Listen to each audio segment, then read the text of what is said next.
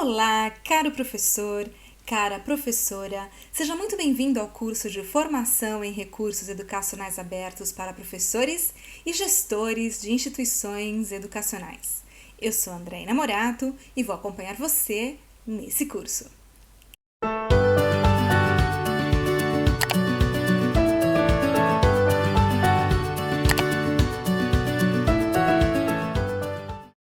Hoje, na aula 9, nós vamos falar sobre o professor aberto e as políticas institucionais. Então, o que é ser um professor aberto? É uma definição, até soa um pouco estranho em português, né?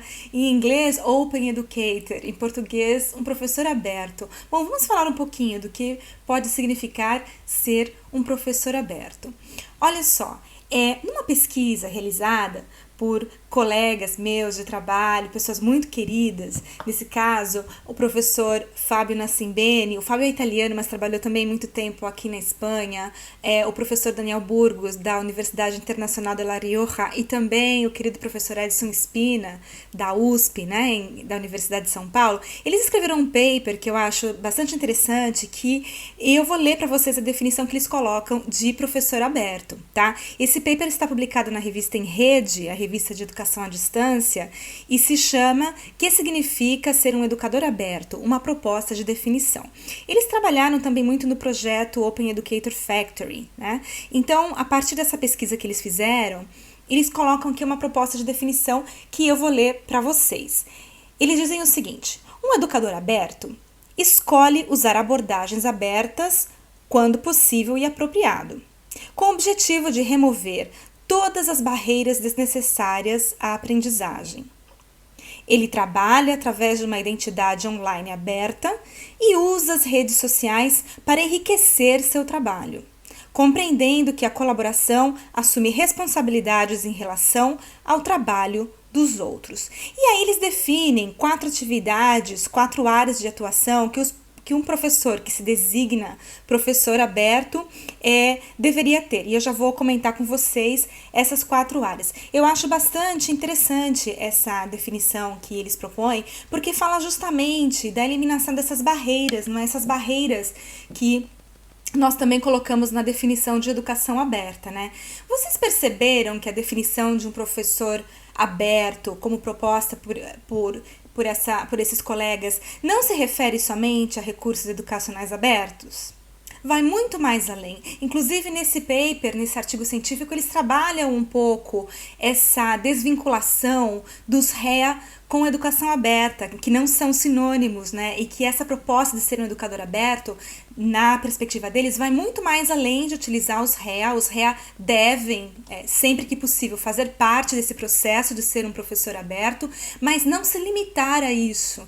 Não definir um professor aberto como aquele que coloca seus materiais abertos online com uma licença Creative Commons. Não, isso faz parte de ser um educador aberto, né? Mas eles também falam que talvez, olha só, eles são até ousados nesse sentido de dizer, talvez a gente pudesse até desvincular essa questão dos REA e pensar mais nas práticas abertas, né? Nas práticas educacionais abertas, porque eles dizem que consideram também o educador aberto aqueles que fazem das suas aulas algo transparente, algo que circula pela rede. Tudo isso para eles é considerado abertura. E eu já comentei com vocês em aulas anteriores esse conceito de abertura que vai muito além do REA. Não é? É bastante mais amplo, né? Bom, então é interessante essa leitura e essa perspectiva do que é ser um educador aberto. Então, eles colocam o seguinte: eu falei das 4 atividades centrais dos educadores abertos, do professor aberto, da professora aberta, como proposta por eles. A primeira é a questão do design. Tá? Para eles, um educador aberto tem que deixar, sempre que possível, né, e apropriado, que eu acho muito bonito eles usarem essas palavras, porque mostra cautela, e eu gosto de ter cautela. Eu já falei que não gosto de extremismo quando se trata de educação aberta, não é? Mas sempre que possível, deixar um design de curso, de atividade, de aula, aberto e transparente, deixando traços de como essa aula foi feita. Eu também já comentei com vocês que muita gente não coloca as coisas online, suas aulas, seus planos de aula, porque tem medo que não estejam perfeitos. Agora, se você adotar uma perspectiva de educador aberto, talvez você possa pensar que você nem precisa terminar de elaborar o seu plano de aula, que você pode ir elaborando e deixando esse plano transparente, modificando esse plano de aula, por exemplo, ou de curso, né? Ao longo do curso, do próprio curso, com o input dos seus alunos, da comunidade, de outros colegas, enfim, você vai deixando traços, né, na web, no seu website, no seu blog, no Avo da Escola, dessa produção. É super bonito isso, porque você está construindo o curso de uma maneira aberta, você está aberto a fazer modificações nesse curso, você não apresentou algo fechado, você pode ter até apresentado uma ideia inicial, que você foi elaborando, reelaborando, não é? E nesse seu projeto de curso, foi se adaptando às necessidades do seu grupo, por exemplo, com uma educação mais personalizada, que é outra vertente bastante interessante para a gente levar em conta, né, ter em consideração, e com isso você foi fazendo um design transparente. E essa transparência no design, ela pode ser aplicada tanto para uma aula específica, quanto para um curso, né, quanto para um currículo, por exemplo, não é? Quanto mais transparente você for, mais você estará fomentando as possibilidades de abertura, porque também existe algo muito mais amplo que um dia eu espero ver acontecer de maneira geral no mundo, né, seja no Brasil ou internacionalmente, que seria a combinação de diferentes trilhas de aprendizagem para levar a pessoa a um certo grau. Né, para que ela consiga, o grau que eu quero dizer é uma formação específica, um certificado, uma formação, não é? Então, por exemplo, você faz todo o design do seu curso aberto, da disciplina que você dá aula, e um outro professor que está em outra região do Brasil vai olhar, vai reaproveitar as suas ideias, de repente ele vai construir outro módulo dentro de uma outra trilha do conhecimento que combina com a trilha que você começou, com esse design aberto, e vocês vão combinar esses designs, combinar esses módulos, essas disciplinas, criando um outro curso, por exemplo, que leva a uma outra formação, né? Eu acho super interessante essa questão do design aberto, tá?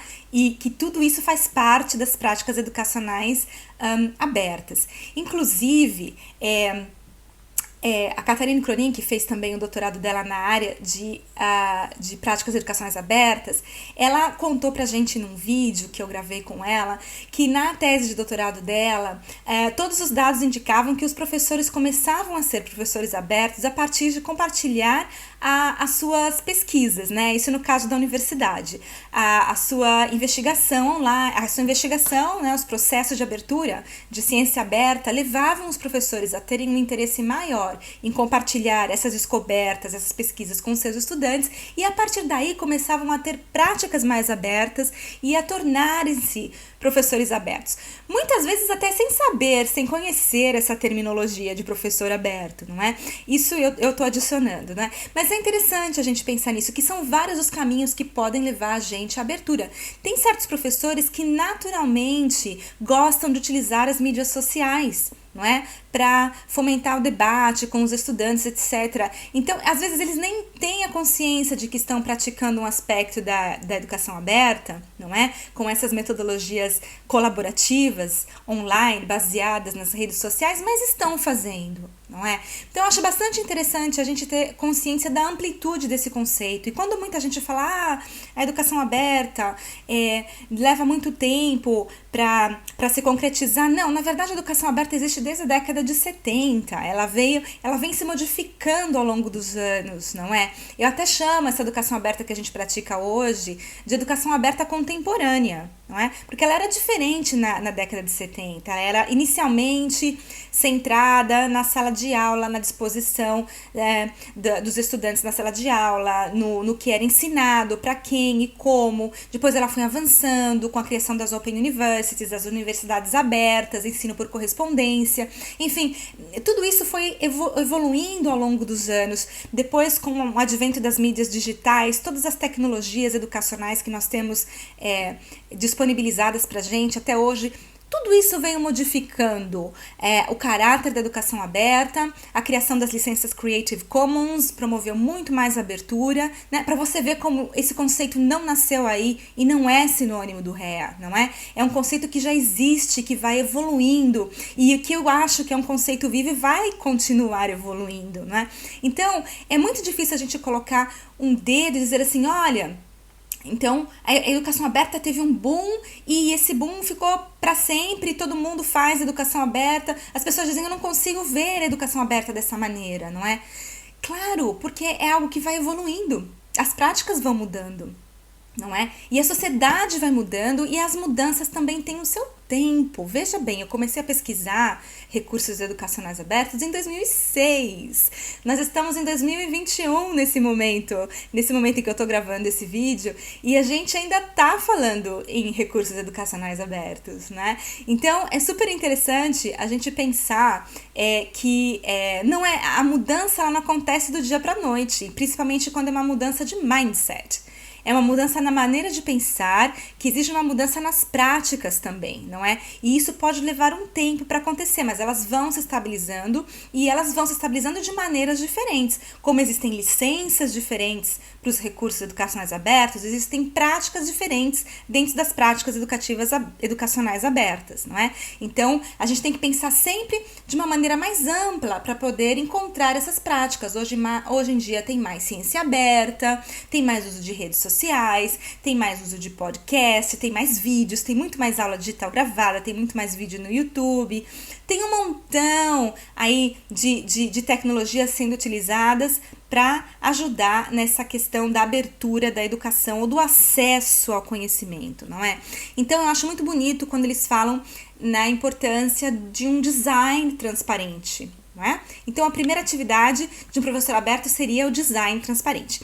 A segunda seria os REA em si, o conteúdo aberto sempre que possível, não é? Mas não somente os REA e o uso das licenças e de fazer ciência aberta, não somente isso, mas pensando na criação de conteúdos também, como na cocriação com a participação dos próprios estudantes. Então essa cultura participativa deveria ser um ponto de partida para o educador aberto, tentar fomentar com os estudantes essa cultura participativa na criação de conteúdos, na criação do conhecimento, não é? Levando para eles o uso responsável das mídias, tentando ensinar para eles como identificar notícias falsas, não é verdade? Que existe muito hoje em dia. Enfim, que fazer com que eles possam aproveitar tudo que a tecnologia permite que a gente faça na educação, mas não somente parando na tecnologia, mas pensando muito na questão da resolução de problemas, do pensamento crítico e na cocriação do conhecimento e também no compartilhamento desse conhecimento que foi cocriado, não é? Então, é sair daquela postura do professor detentor do conhecimento que a gente conhece, da concepção bancária da educação, como dizia Paulo Freire, para uma postura muito mais participativa, aberta, facilitadora, onde o estudante assume o seu papel de co-criador do conhecimento, aprende a compartilhar, aprende a utilizar as licenças, entende o que é educação aberta, o que são metodologias abertas e vai pesquisar muito além daquilo que ele aprende na sala de aula, do que é proposto pelo professor e pela sua instituição. Ele vai procurar conteúdos em outras instituições, em outros repositórios, conversar com outros colegas de curso que estão em outras instituições, etc, etc. Ele vai ser corresponsável pelo seu processo de aprendizagem. Isso também é uma abertura, não é? Bom, então, agora a terceira atividade que eles propõem são as práticas educacionais abertas, que são conhecidas como OEP no inglês, Open Educational Practices, e PEA em português, Práticas Educacionais Abertas. Essas práticas, na verdade, são o conjunto de tudo isso que eu estou falando para vocês, não é? Muito mais além dos REA. São os REA, o uso responsável das mídias sociais, na promoção de debates, na disseminação de informação, de conteúdo científico, de conteúdo trabalhado na sala de aula, na cocriação de conteúdos com os estudantes, na aprendizagem, por exemplo, baseada em projetos, na qual os projetos finais também são compartilhados sempre que autorizados pelos estudantes. Enfim, é um conjunto de práticas, de compartilhamento de pedagogias, de abertura de pedagogias, de intercâmbio e colaboração com outras instituições, outros profissionais que caracterizam as práticas educacionais abertas, tá? Então, seria muito interessante você pensar no seu contexto o que você classificaria como uma prática educacional aberta. Seria a colaboração? Você colabora com outros profissionais abertamente, livremente? Participa de alguma rede de colaboração? Vocês trocam conteúdo? Você alguma vez revisou o conteúdo de alguém? Pediu para que alguém revisasse o seu conteúdo? Isso é bastante interessante. Isso já me leva para a prática número 4 que eles propõem, que é a avaliação aberta. É muito importante falar da avaliação como um processo de aprendizagem, não é? A gente às vezes esquece de falar da avaliação e esquece de falar da avaliação principalmente como um processo de aprendizagem e não somente como uma medição do que foi aprendido, não é?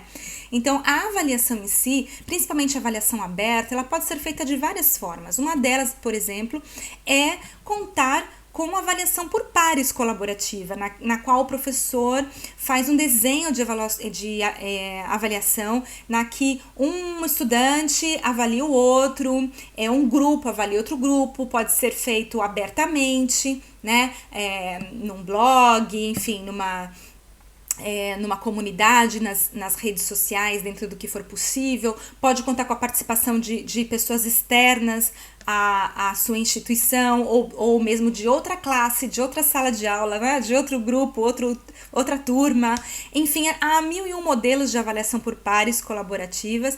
Claro que todo esse processo tem que ser muito bem conversado e acordado com os estudantes, eles têm que entender esse processo, tem que estar de acordo em provar alguma coisa diferente, não é? Essa metodologia diferente de avaliação, que também pode ser combinada com a avaliação tradicional, não precisa ser a única maneira de avaliar, não é?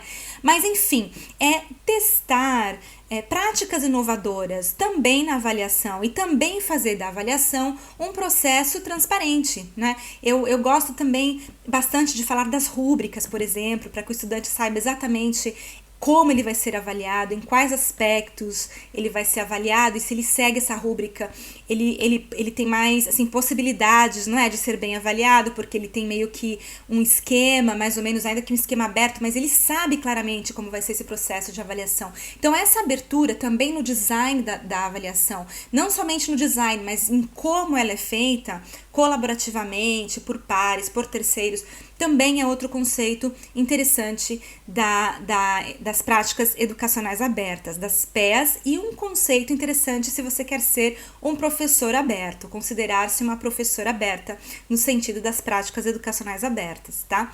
Bom, então, era essa a mensagem que eu queria dizer para vocês. Isso não significa que ser um professor aberto é a coisa mais fácil do mundo. Não, há desafios. Claro que sim, como em toda proposta inovadora, é preciso ousar, ter coragem de ousar, não é? Ter a valentia de tentar algo diferente. Mas agora falando das políticas educacionais, que eu acho que é um outro ponto importante, que faz um balanço, né, que ajuda a balancear as práticas educacionais abertas, essas políticas institucionais, elas são muito importantes, porque como esse também é um curso para gestores, não somente para professores, eu acho importante falar das políticas educacionais, porque muitas vezes os professores não testam metodologias diferentes, como por exemplo, uma avaliação aberta, uma avaliação baseada na avaliação por pares, por exemplo, e de maneira aberta e colaborativa, porque a instituição não prevê esse tipo de avaliação. Ela tem um sistema muito fechado de avaliação e o professor não tem espaço para jogar com essas metodologias inovadoras, não é? Então, essas políticas institucionais, muitas vezes, se são muito fechadas, elas acabam limitando a atuação do professor para fazer as suas próprias escolhas e testar coisas novas. Então, se você é um gestor de escola ou um gestor de universidade, procure não simplesmente abrir um espaço, né, no seu plano estratégico institucional para metodologias inovadoras, mas também criar uma política institucional que permita essa abertura, que claramente defina o que é ser um professor aberto e como essas práticas abertas são apoiadas pela instituição. Porque claramente, se há algo novo, pode haver resistência por parte dos estudantes, resistência por parte dos pais que não entendem essa maneira de avaliar, por exemplo, resistência dos próprios professores, isso é bastante comum, não é? Agora, toda resistência chega um momento que, quando ela é bem compreendida e trabalhada, ela vai se aliviando, não é? E mesmo que não seja o 100% dos estudantes que aceitem e apoiem esse tipo de metodologia inicialmente, se uma grande parte, pelo menos, compreender isso, já vai ser um grande benefício, porque eles podem levar todo esse conhecimento adquirido nessa cocriação de conhecimento, nessa corresponsabilidade da sua própria aprendizagem para o seu mundo profissional quando ele terminar essa formação que ele está fazendo, não é?